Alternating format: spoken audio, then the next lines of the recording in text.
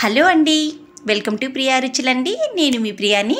ఈరోజు చాలా simple and tasty మెథడ్లో మీకు ఒక ఎగ్ కర్రీని ప్రిపేర్ చేసి చూపించబోతున్నాను. దీనికోసం అయితే మనం ఫస్ట్ స్టవ్ ఆన్ చేసేసి ఒక ప్యాన్లో ఆయిల్ అనేది ఎక్కువగా తీసుకొని ఇప్పుడు ఆవాలు కూడా యాడ్ చేసుకొని అవి చిటపట్లాడిన తర్వాత సన్నగా కట్ చేసినటువంటి 2 ఉల్లిపాయలను అయితే వేసేసుకుందామండి.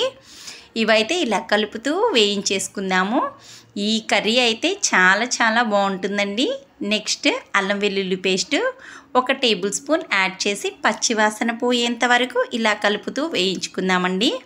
ఎప్పుడు చేసేలా కాకుండా ఇలా ఒకసారి అయితే ట్రై చేయండి. ఎగ్స్తో సూపర్గా ఉంటుందండి. ఎస్పెషల్లీ మార్నింగ్ టైం అయితే హడావిడిగా ఉంటాం కదా, లంచ్ బాక్స్లో అయితే సూపర్గా ఉంటుంది.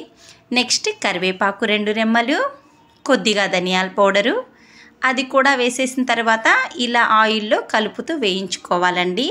ఈ ధనియాల పౌడర్ కూడా వేగిన తర్వాత ముందుగానే కట్ చేసి పెట్టుకున్నటువంటి టమోటోస్ అండి, నేనైతే 3 యాడ్ చేశాను.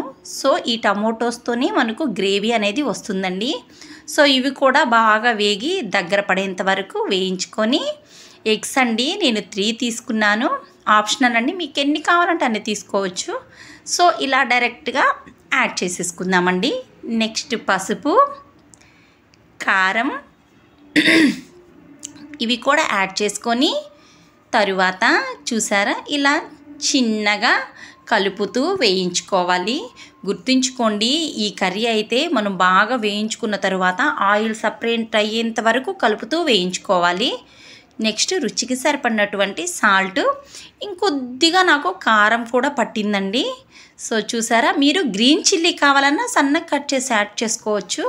సో ఇలా ఫైనల్గా మనకు కర్రీ అయితే రెడీ అయిపోయింది. మీకు ఈ రెసిపీ నచ్చినట్లయితే లైక్